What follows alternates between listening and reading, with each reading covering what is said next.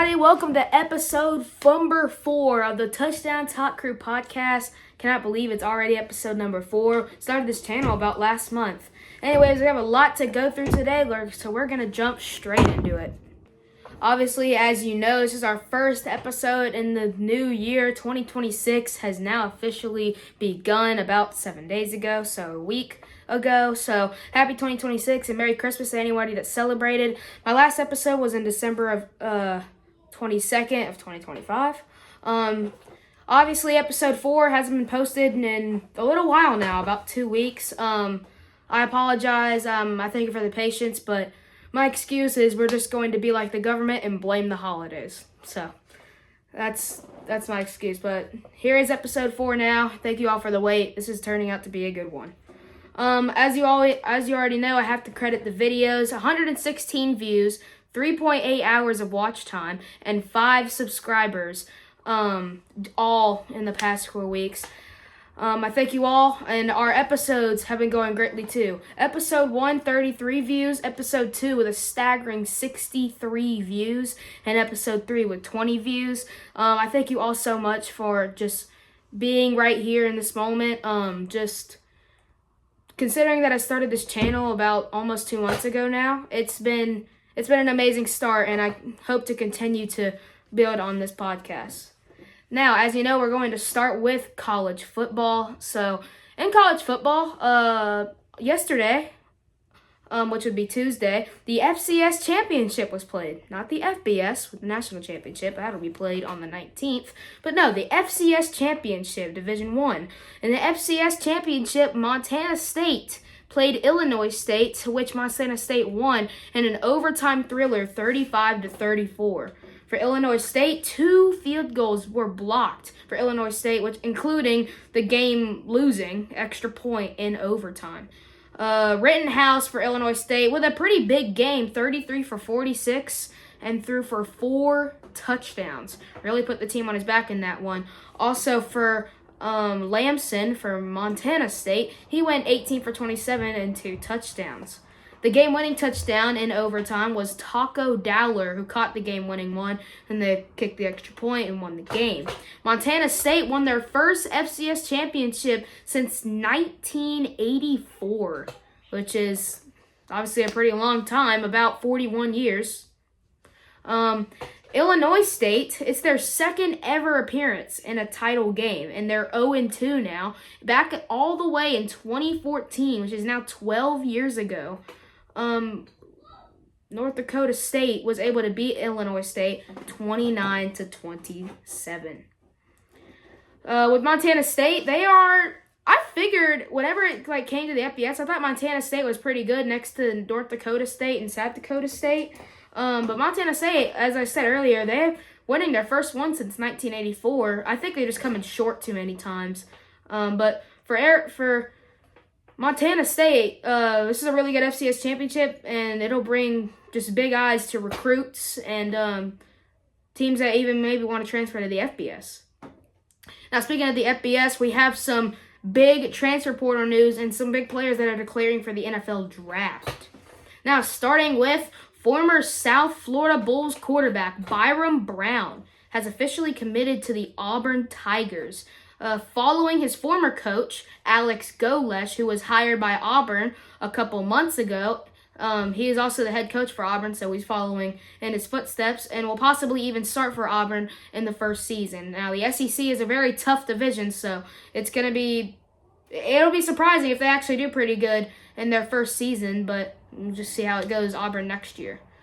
For some draft news, here we go. Ohio State wide receiver, no, not Jeremiah Smith. It is actually his second one, Carnell Tate, declaring for the NFL draft. He was a big target for Julian Sand. Obviously, their season cut short in the playoffs, which we'll talk about here in a minute. He's declaring for the draft. For Ohio State, he did pretty good at the college level. He had 51 catches for 875 yards and 9 touchdowns. Now, another wide receiver declared for this draft, and that was Georgia superstar Zachariah Branch, wide receiver. He had 81 catches, which is 30 more than Carnell Tate, 811 yards, and 6 touchdowns. Truly a legend this season for Georgia, despite their season being, well, you'll hear about it later. But for Georgia, this is a big hit, but I'm happy to see Zachariah Branch go into this draft. I expect him to be a pretty good, like, mid-first rounder, high second rounder. Now, another big SEC name declaring for the draft as well. This one is Ty Simpson. Yes, sources said just today, Wednesday, the 7th, that Ty Simpson will be declaring for the draft. The Alabama superstar, who I'm pretty sure is a freshman too. He had his monster season, which was also cut short in the playoffs. Yeah, I know everyone's getting upset in the playoffs, but that'll again be talked about more in a minute. But for Ty Simpson, he has 3,567 yards, top 10 in the FBS, 28 touchdowns, and a 76 QB rating with only 5 interceptions as well. Kawan Lacey, the Ole Miss superstar, who are still in the playoffs, he has announced that he will try and return for another year at Ole Miss following the Fiesta Bowl tomorrow on Thursday. You can check that out on ESPN, 7:30 Eastern. Now, we got some Gators news, too. John Sumrall and his Gators have a new quarterback for 2026, as it was announced a couple weeks ago, last year. DJ Lagway has entered the transfer portal for Florida. He does have some top candidates, but he hasn't signed to anybody yet. But John Sumrall has their new quarterback for 2026, and it is Georgia Tech transfer. Yes, the ACC transfer. Aaron Philo follows his offensive coordinator, who also went to Florida a couple weeks ago, Buster Faulkner. He'll be following his offensive coordinator. Aaron Philo, he was the backup for Haynes King, but he also played a couple of games because Haynes King was battling for some injuries all year. He did look pretty good, but we'll see how he does at Florida when he'll possibly start in the first season that he's transferred to. More news, Bryce Underwood will be actually returning to the University of Michigan, this time under Kyle Whittingham. To me, I was actually kind of shocked by this news. I think he can just really trust Kyle Whittingham, because to me, if you're a star quarterback and you've been coached by Sharon Moore your entire Michigan career, and for Sharon Moore to leave like that, and now Kyle Whittingham will start too, it's shocking that he's even staying in the first place and will not go to the transfer portal, considering all the candidates up there. Now, one last college football news. It is Pete Golding. Despite being 2-0 in the playoffs, okay, he beat Tulane 41-10, and then I'll talk about it later. He's 2-0 in the playoffs, and he beat Georgia. He will not head coach Ole Miss. It'll instead be offensive coordinator, running back coach Charlie Weiss Jr. Now, their head of director said that they like Weiss in this position, and they also said that, Golding's just doing what he's supposed to do, just doing his job. But for Ole Miss, I go back and forth on this decision, just considering Pete Golding being the coach that he is, and for him to just leave like that. I don't really like the decision too much, but hey, if Ole Miss is actually able to beat Miami tomorrow, this will be the biggest underdog comeback story of all time, really. But in college football, you cannot talk about college football without talking about the college football playoffs in January. So here is a rundown. I know I covered the first round in the playoffs, but here's just a whole cover-up of the entire playoffs. Starting in the first round, James Madison and Oregon both played each other in Eugene, where Oregon took the win 51-34. James Madison, they tried to come back in the fourth quarter, scoring 28 points. But they could not dig out of the hole that they dug, and Oregon ended up winning the game and going to the Orange Bowl in the quarterfinals. Now, in the next game, Alabama and Oklahoma. Alabama with what I would call an upset, considering Oklahoma had recently beaten them in the regular season. Alabama beats Oklahoma in Oklahoma 34-24 to go to the Rose Bowl.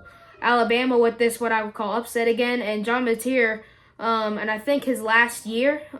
This is just very devastating for Alabama. This is just very devastating for Oklahoma, but like I said, Alabama, this quarterback Ty Simpson will be transferring. He did have a monster game in that game as well. for Ole Miss and Tulane. Ole Miss beating Tulane 41-10. Tulane, they weren't expected to win it, but considering they were a Group of 5 team. Ole Miss taking the win 41-10. However, they did also beat Tulane in the regular season as like a non-conference game. They beat them to a very similar score, 45-10. But then in the playoffs, they beat them 41-10.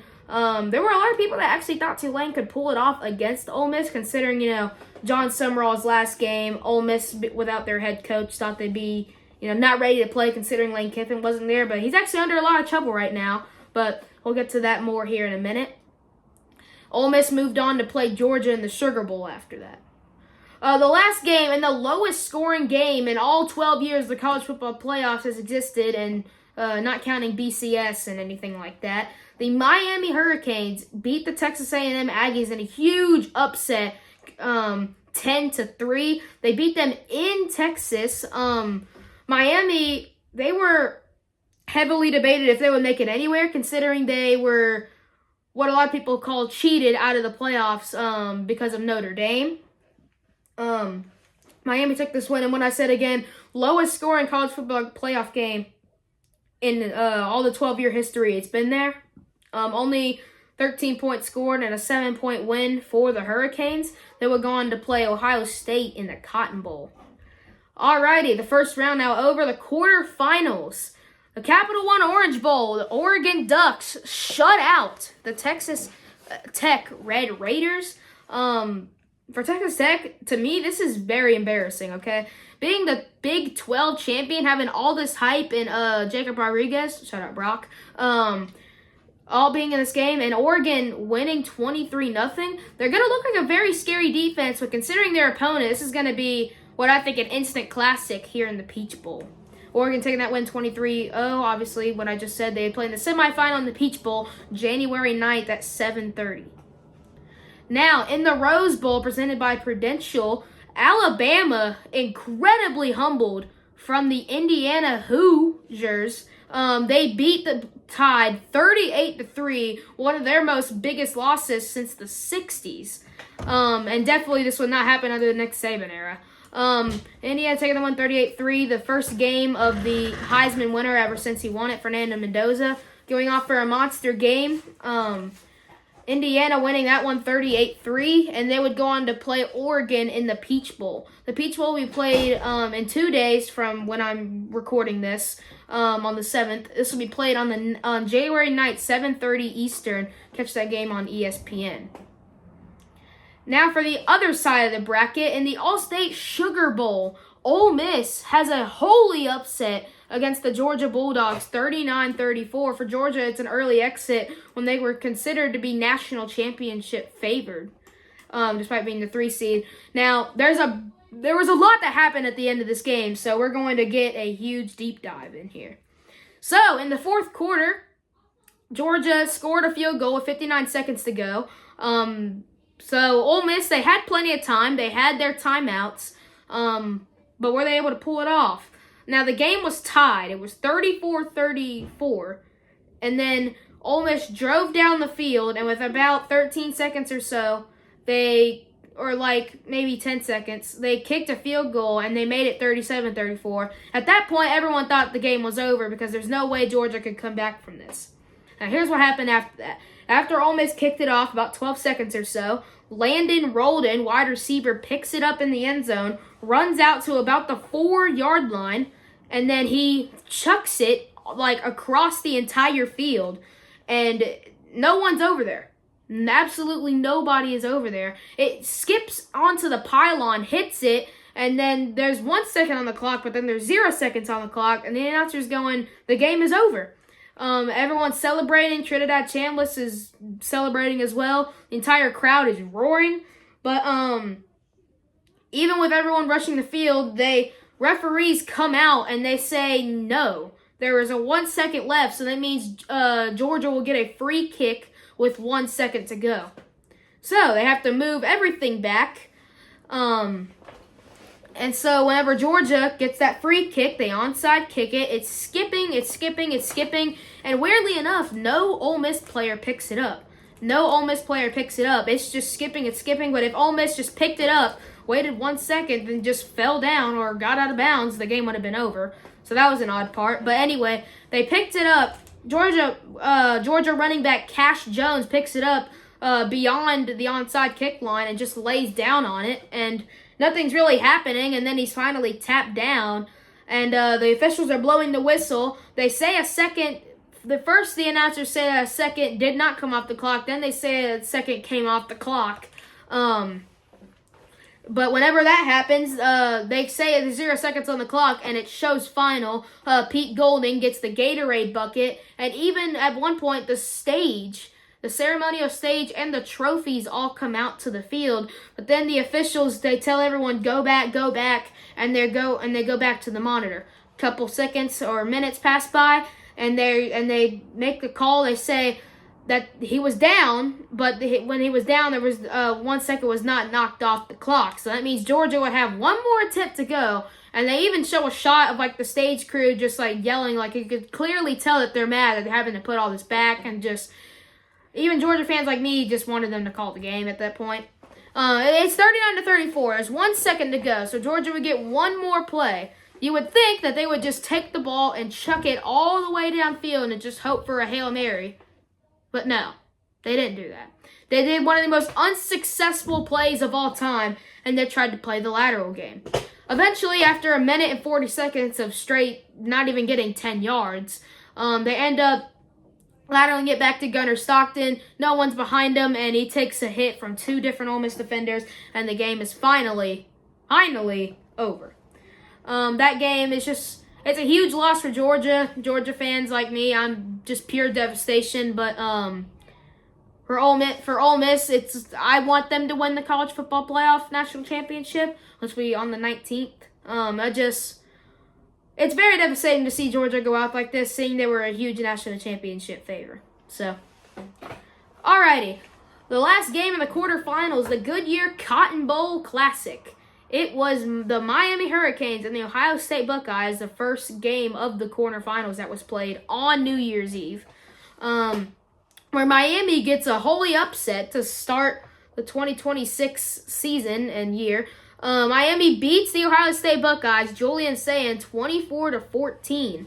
Now, I and no one else really expected this because, like I said earlier, Miami was getting dogged on all year,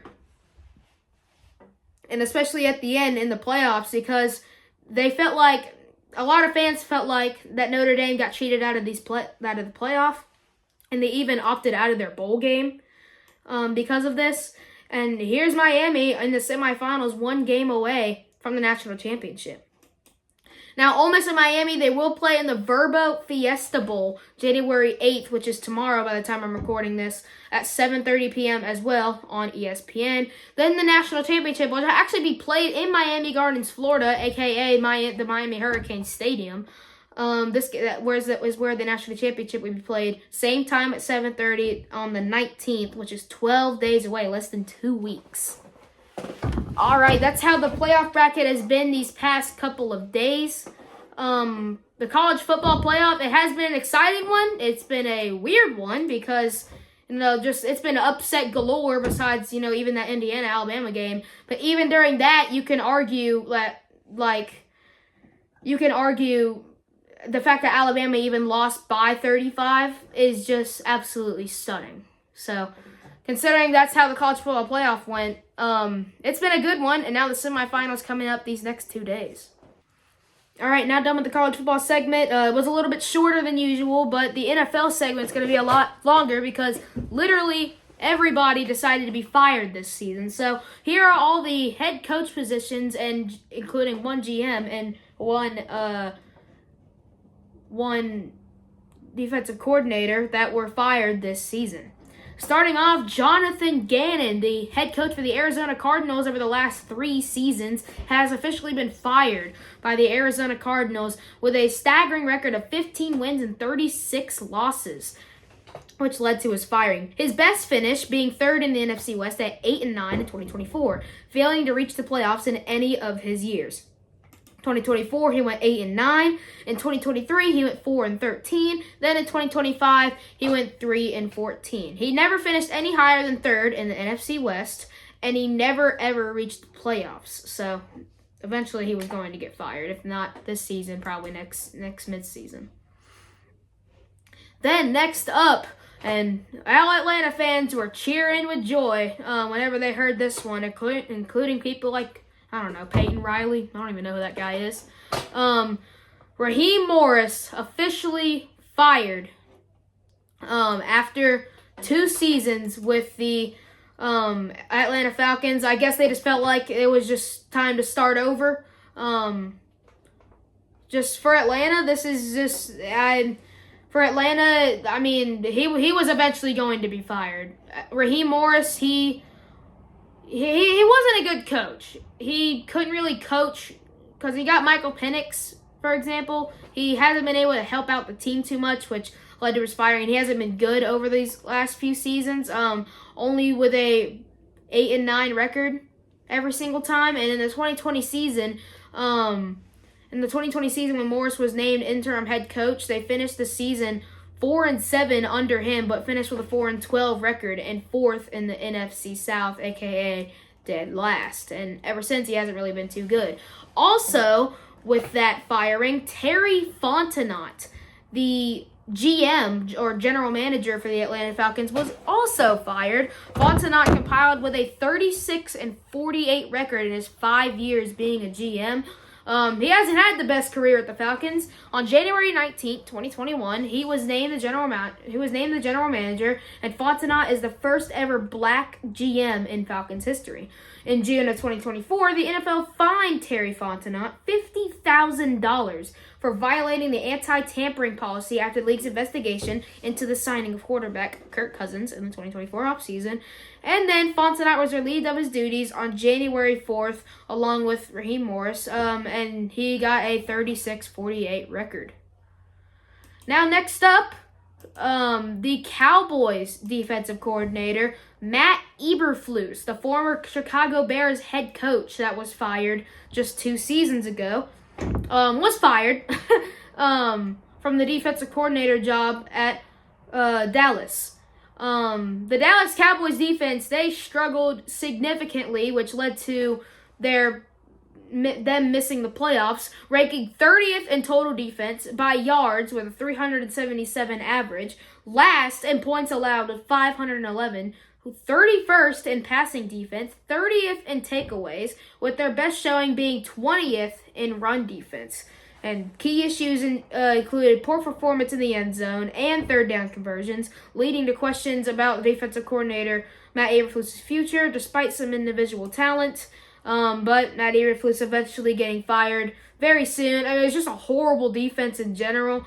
The poor performance put the job security of first-year defensive coordinator Matt Eberflus in question, which eventually led to his firing. For the Cowboys, it had to be done. The Cowboys have had one of their worst defensive years of almost all time. It's been a very bad year for them, and if it wasn't for the defense being bad, if they just had a mediocre defense at most, they probably would have been a pretty good team to make it to the playoffs, but because their offense was so good with George Pickens, CeeDee Lamb, Dak Prescott.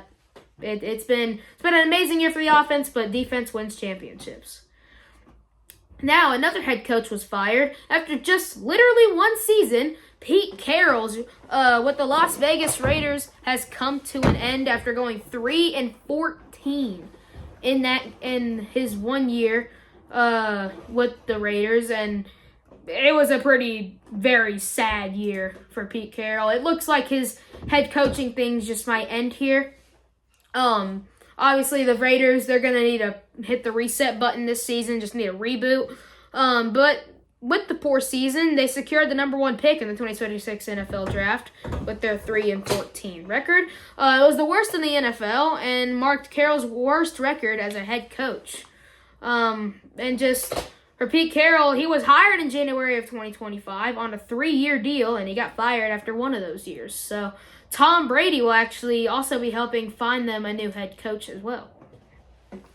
Now, next up, another head coach who was fired, and in my opinion, I think it's unfair, but we'll talk about it. Kevin Stefanski, head coach for the Cleveland Browns, fired for the Cleveland Browns at head coaching position.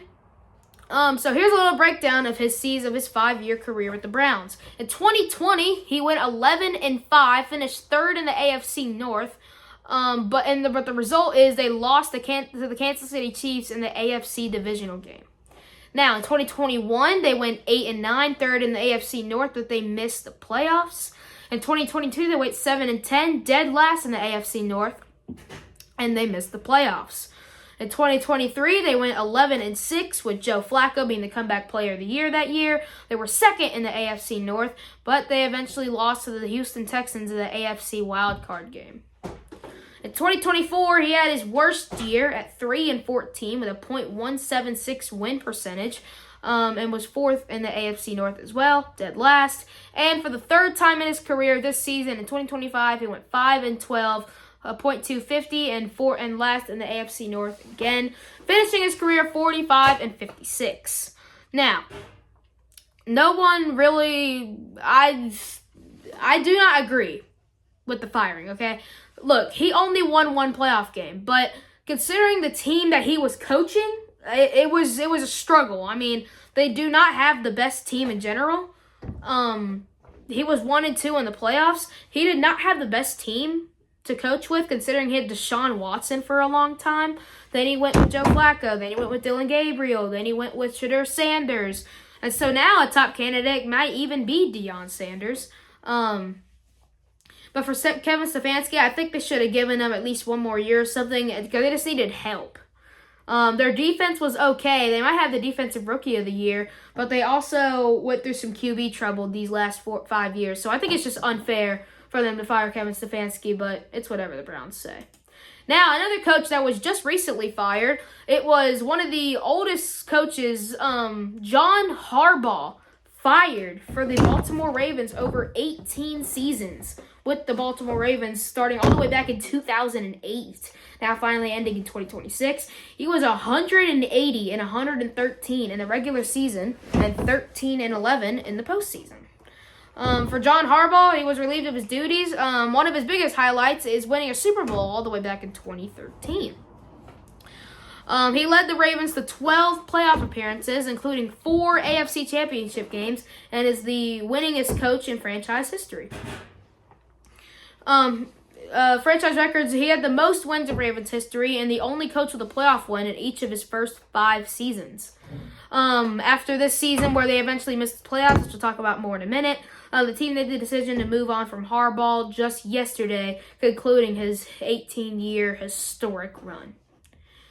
Now, these two coaches, they were not fired within the last week, but they were fired during the midseason. So starting off, it is Brian Daboll. With the Giants, he was fired just in the midseason. His final record as head coach of the New York Giants was 20 wins, 40 losses, and even a tie over the 4 seasons from 2022 to 2025, leading to his firing in November of 2025 after 2-8 start to the season, despite winning 2022 NFL Coach of the Year that year and guiding them to a playoff berth with not so good Daniel Jones, the team that played on that team right there.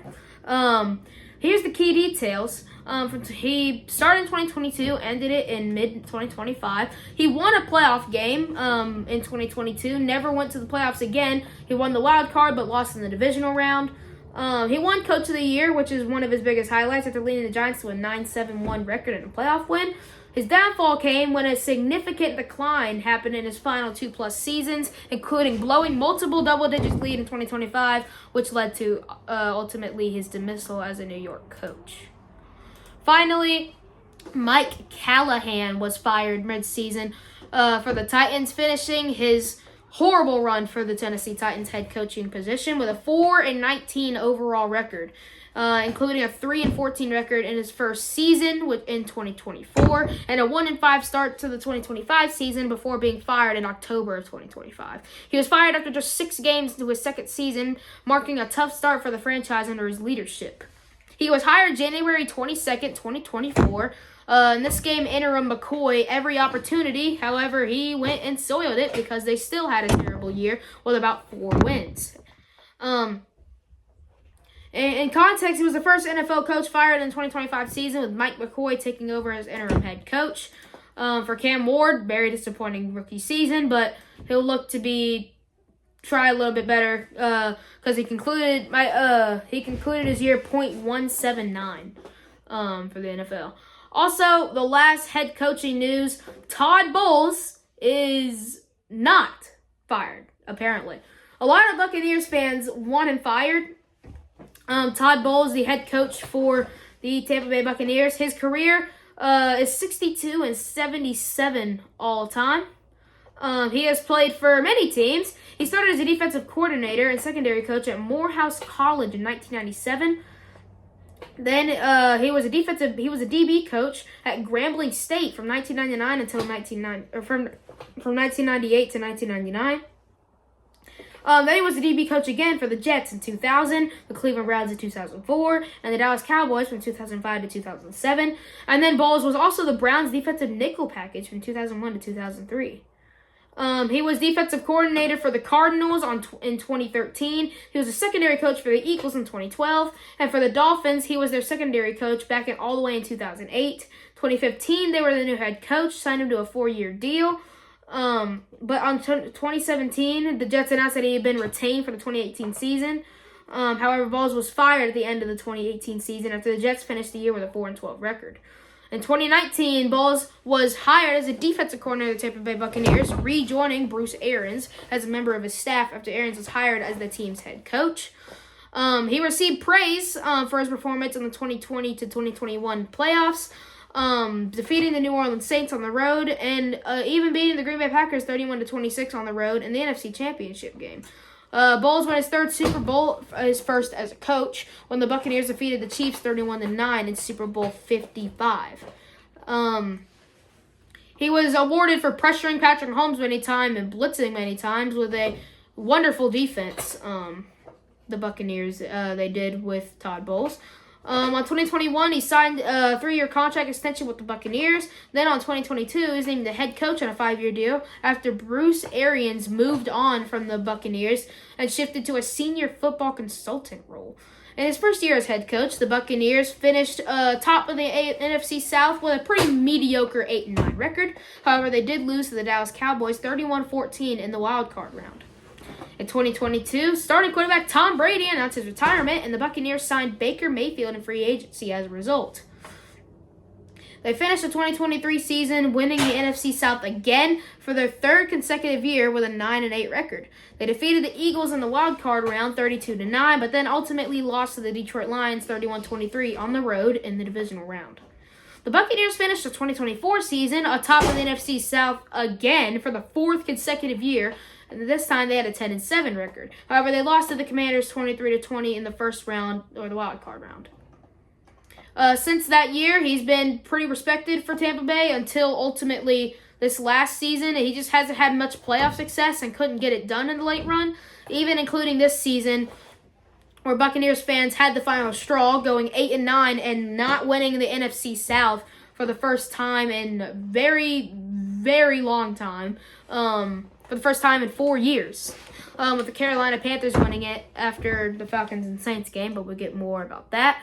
They went 8-9. His Tampa Bay total record has been 35-33, just over the 500 mark. However, his total career, he's been 61-74. For Tampa Bay, they had a disappointing season, and they look to get after it next season, and Baker Mayfield might even retiring next year. Alrighty, now the Super Bowl is fixing to come upon us, so here are the odds to win the Super Bowl. Out of all the 14 teams, we're going to get them from 14 all the way to 1. So at number 14 and 13 are what you would expect: the Carolina Panthers and Pittsburgh Steelers, who only came in here in general because they won their division games at the end of the season. Carolina Panthers a 1-in-200 chance. Pittsburgh Steelers a 1-in-50 chance. The next two will be the San Francisco 49ers and the Los Angeles Chargers, who both have a 1-in-30 chance. The next two teams are the two NFC North teams that made it: the Green Bay Packers and the Chicago Bears, with a 1-in-25 chance to make it. They do play each other in their wild card round because the Packers are a 7 seed and the Bears are a 2 seed. Next up are the Jaguars and the Texans, who the Jaguars are actually a 1-in-13 chance, and the Texans are a 1-in-12 chance. For the Buffalo Bills, they have a 1 in 10 chance to win it. Now, for these next top 5, we're going to get the plus ones. Plus 950 for the Eagles, plus 900 for the Patriots, plus 650 for the Broncos, plus 425 for the Rams, and finally, the biggest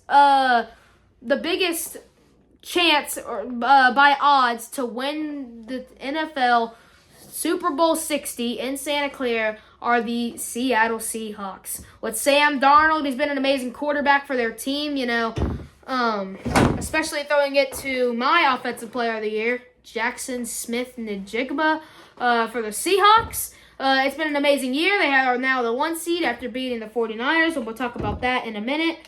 And for the playoffs, we're going to get to that right now, talking about week 17, 18, and then talking about the playoffs, my predictions, and even my predictions for the NFL awards. And then we're going to end the podcast episode right there. So we'll be right back right after this. All right, but for Defensive Rookie of the Year, it's kind of tough because the defensive rookies weren't too good. But for this one, it seems pretty simple. Easy winner, I'm going to give it to the Browns linebacker, number 49, Carson Schweizinger or something like that. I think that's how you say it. He was the second-round pick. He was a second-round pick 33 for Cleveland out of UCLA. He had 67 solo tackles. He had 2.5 sacks and 2 interceptions. Now, that's not amazing numbers, but there's not really too many good defensive rookies this year. But that is my Defensive Rookie of the Year. Offensive Rookie of the Year, early, I wanted to give it to some other players, but right now it seems like this is an easy decision. I have to give this one to Tet McMillan. At the beginning was Emeka Egbuka from like weeks 1 through 6, and then he completely fell off. So now it feels easy to give this one to Offensive Rookie of the Year. He was a star on a very terrible offense. It was just Bryce Young and Tet McMillan. That was basically their entire offense. But Tetairoa McMillan, he seems like an easy Offensive Rookie of the Year because Emeka Egbuka heavily fell off and got 0 more targets. Defensive Player of the Year, it's not even close. Give it to Myles Garrett. This man broke the sack record over T.J. Watt and players like Michael Strahan, who's considered to be one of the best defensive players of all time. Defensive Player of the Year, the fact that this guy got 23 sacks on the year, this guy was him this year. So Defensive Player of the Year, obviously, is going to Myles Garrett. If it's not, they need to cancel NFL honors and just never do it again because it's false. Offensive Player of the Year, it was Christian McCaffrey, but now it has to go to Jackson Smith-Njigba. Jackson Smith-Njigba, he's been amazing for the Seattle team. JSN has been a wonderful wide receiver for the Seattle Seahawks. He's been a very big star for them. In that DK Metcalf trade, they thought, Seattle Seahawks, what are they going to do without DK Metcalf? But Sam Darnold has amazing chemistry and has been throwing to JSN a whole bunch, and it shows, and the stats show it all. But now, for my MVP, most valuable player, I'm giving the MVP award to... Now look, it's been fought over for a little while now. It is a two-man race. I don't care. Anyone who says Trevor Lawrence, you're tweaking. But this one, it's not going to go to Drake May. Matthew Stafford should win this MVP, okay? The stats, they say it all. Look, Drake May, he's on not the best team, okay? But the Patriots have a cupcake schedule, the cupcake division. Besides the Bills, who were pretty okay this year, who are you playing? The Dolphins and the Jets 2 times a year? But Drake May, he's been amazing, but the stats say it all. So here we go. Drake May, he was 4th in passing yards with 4,394 passing yards. In passing touchdowns, he was 3rd with 31 touchdowns, tied for 17th in interceptions with only 8, and a QB rating that was 1st with a 77.2. Now, for Matthew Stafford, he's been even better. For Matthew Stafford, he's thrown for 4,707 yards, which is 1st in the league. Also 1st in the league is his touchdowns, which is 46. He also only has 8 picks, which is the same with Drake May, and a quarterback rating of 71 just 71. Now, look. Sure, Drake May has a better QB rating, but does he have anything better else? No. They're tied in interceptions. Matthew Stafford has more passing yards and more touchdowns. He has more passing touchdowns by 15, and he's got like almost 500 more passing yards than Drake May does. This should easily go to Matthew Stafford, and he's thrown to amazing wide receivers like Puka Nacua and Devontae Adams and Kyron Williams.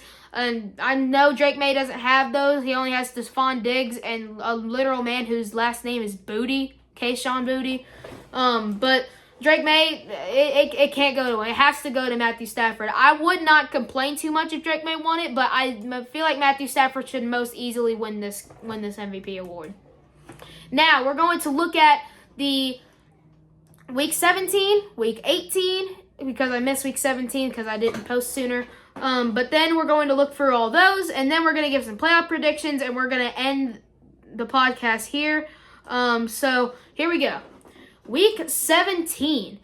We're going to just rapid fire through these quickly. Cowboys beat the Commanders 30-23. Jalen Johnson, their third string quarterback, not Jaden Daniels, who was shut down for the year. Marcus Mariota was injured. So Jalen Johnson, the 39-year-old, almost beats the Cowboys, considering their defense, who I just talked about, Matt Eberflus getting fired, was absolutely awful.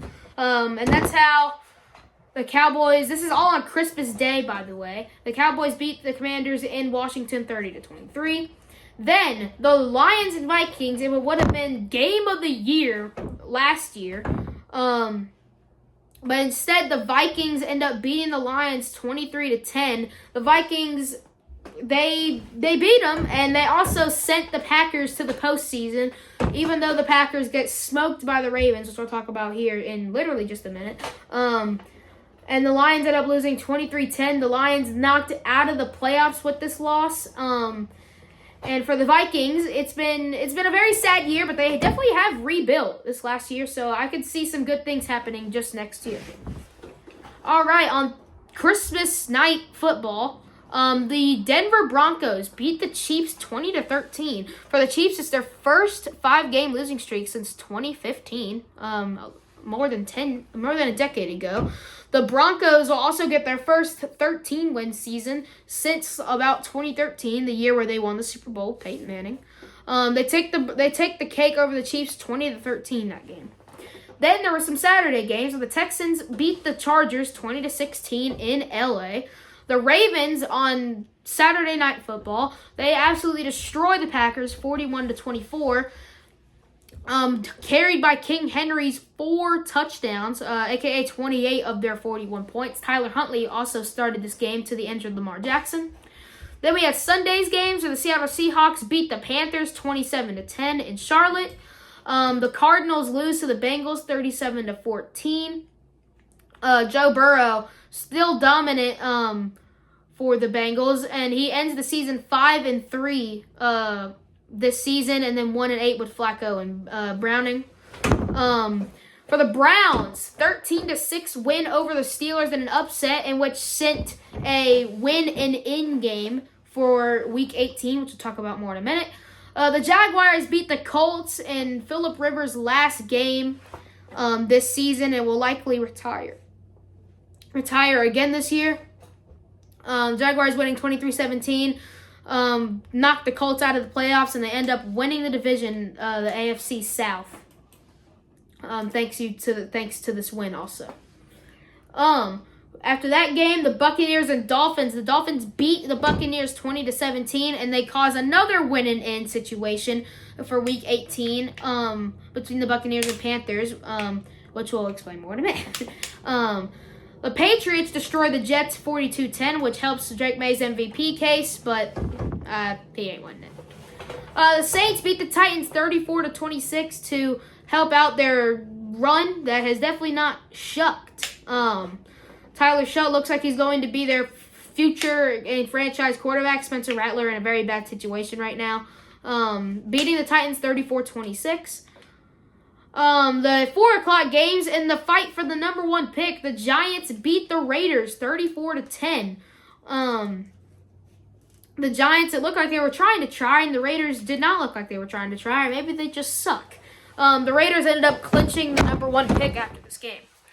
The Eagles beat the Bills 13-12. Now, the Bills, they could have won this game. They got their extra point block when they scored their first touchdown to make it 7-6 or 6-7. Then the Eagles are up 13-6. The Bills scored a touchdown, but they tried to go for 2 in the win, and they ended up failing the 2-point conversion, and the Eagles took the win 13-12. On Sunday Night Football and Game of the Week, Brock, or should I say Glock Purdy, shout out Will, beats the Bears 42-38 at home to keep their 1-seed hopes alive in a win and get the 1-seed situation on Week 18 against the Seattle Seahawks. On Monday Night Football, the Rams are upset by the Falcons 27-24 on Matthew Stafford's 2 pick sixes and Matthew Stafford's another pick that was thrown, and 2 pick sixes were from Jesse Bates and Xavier Watts. The Rams, they were robbed near the end of the game, but for the Falcons, it's an oh well because their season's basically over. Alrighty, now moving on to Week 18.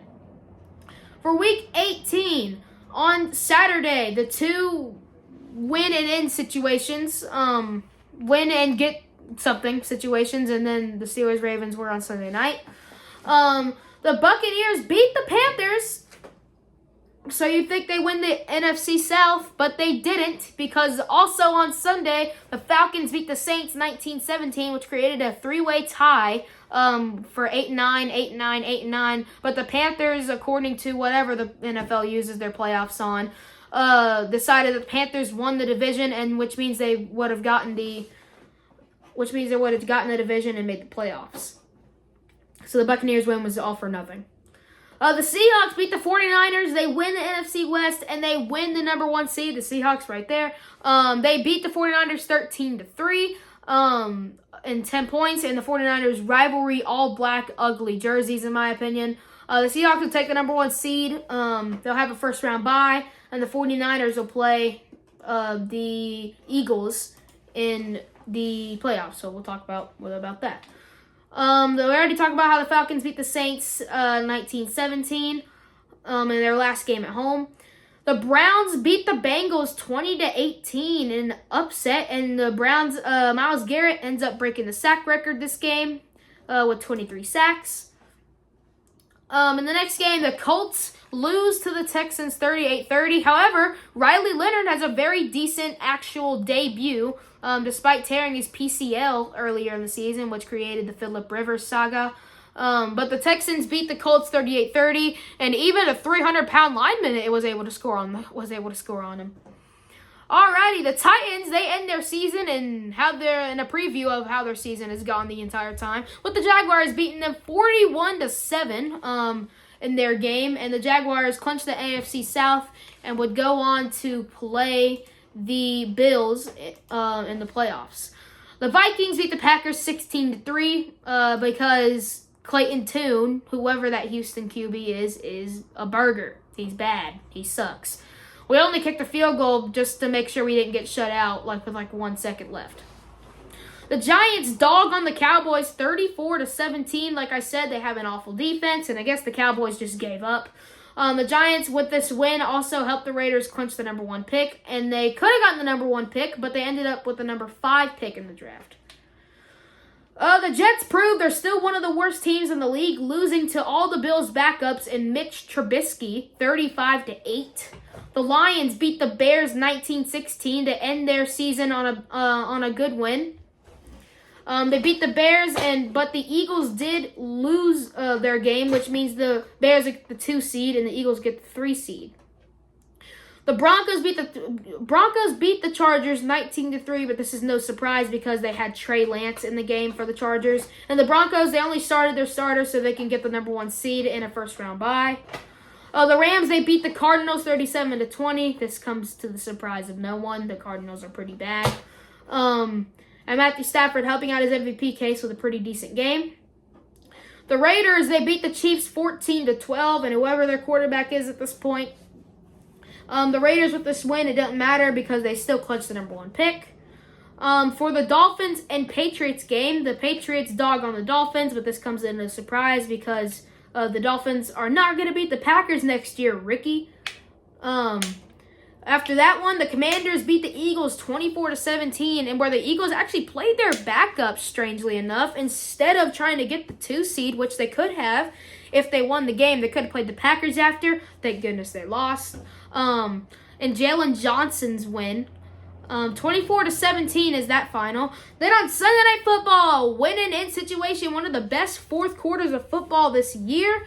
The Steelers win over the Ravens 26-24 in a shocker, in my opinion. I had the Ravens winning that one. But Tyler Loop misses, I think, a 44-yard field goal wide right in what would have sealed the game for the Ravens. Instead, he misses it, and the Ravens will not go to the postseason, later firing John Harbaugh. Now, on the playoff bracket, the Rams will play the Chargers. The Rams will play the Panthers in the NFC. And in the NFC, the Rams actually lost to the Panthers this year. The playoff bracket contains this matchup, but the Carolina Panthers have actually beaten the Rams just later this year on one of Matthew Stafford's little down games. But here are my predictions for the NFL playoff bracket. Go. So, for the Rams Carolina game, I have the Los Angeles Rams beating the Carolina Panthers in Bank of America Stadium, as a matter of fact, and moving on to the next round. After that one, I have the Green Bay Packers, no glaze. They are beating the Chicago Bears because we own them Bears, okay? They are not going to beat we are not going to be beat by the Bears. This game will be on Prime Video. Then the San Francisco 49ers play the Eagles, and I think the Eagles are going to win over the 49ers. They had a decent season, but I think the Eagles are a little too good for the 49ers. And that's how the NFC wild card will go. But for the wild card in the AFC, I had the Bills beating the Jaguars, first rounding them. The Bills, obviously, they're only the 6th seed, despite their 12-5 season. That just goes to show how tough the AFC was this year, because they didn't win the division over the 14-3 New England Patriots. Speaking of them, the Patriots are going against the Chargers, in which, obviously, the Patriots are going to win this game. The Chargers, they're not beating the Patriots. If they do, I will be genuinely surprised. I'll have a much respect for the Chargers if they beat the Patriots. In the Houston-Pittsburgh game, no one's going to watch this game, but it's going to be the Houston Texans. The Pittsburgh Steelers, they're not going to win. Along with the Carolina Panthers, they're only here because they won a game last year. They won a game last week, okay? They're not going to make it. Alrighty. Now, then the Denver Broncos will play the Buffalo Bills, where the Buffalo Bills are going to get smoked by the Denver Broncos. They're not going to run the Josh Allen and their offense. They're not going to get anywhere against this Denver defense. Next up, it would be the Patriots, and it would be the Houston Texans, where I think the Patriots are going to win this game. Now, I know it's a 1-2 seed in the AFC Championship. Lame, but whatever. Say what you want. The Seattle Seahawks in the NFC will then go on to play the Rams, where the Seattle Seahawks will ultimately beat the Rams. They've been able to beat the Rams. They've shown they're able to beat the Rams, and I think they're the better team than the Rams. Seattle Seahawks should definitely win this game. Then it'll be a Packers-Philadelphia divisional round, where I think the Philadelphia Eagles are going to beat the Packers. We can't beat them. We couldn't beat them in the regular season. Couldn't beat them last year. Can't beat them this year. It's not going to change. However, it is hard to beat the same team twice. It'll be a good game to watch. Maybe Philadelphia might win by a game-winning field goal or something. But that's how it'll go. So, the AFC Championship is the Denver Broncos and the New England Patriots, where I think the New England Patriots are going to beat the Denver Broncos. The New England Patriots, they have a pretty okay defense. However, the Denver Broncos, they have a good defense, but their offense can look shaky. And Drake May, I think, is going to cook this defense, okay? They should be able to run over this defense. I got the Patriots representing the AFC in the Super Bowl. Then, it'll be an Eagles-Seattle NFC Championship, where the Seattle Seahawks are going to take it. They can clearly beat this Seattle. As long as the Eagles' defense isn't that dominant, they do have an amazing defense, but their offense can't get anywhere under Kevin Patullo. So I think it's going to be a Seattle Seahawks, New England Patriots Super Bowl. And my Super Bowl champion is... Alrighty, thank you all for watching. Thank you all for tuning in for this game. Before we go, I want to shout out, I always shout out a channel. This one is going to go out to HRO Prods. Shout out Holden O'Neill. This one is his brother's channel. He usually does, I don't know, Pokemon cards and football and Retro Bowl. It's kind of random what he does around here. Also, shout out to everybody who won their fantasy championships. I am a proud winner of the Piedmont Fantasy Football League champion, beating Holden in the championship. So shout out to everybody who won their fantasy football championship. If you didn't, you'll get them next time. So that is how our fourth episode of the podcast is ending. Thank you all for tuning in. God bless. Go Pack, go Dogs. And I hope you all have an amazing week of football. Peace. Go through all these. Starting off, Arizona coach Jonathan Gannon was fired after just 3 years. He had a staggering record with just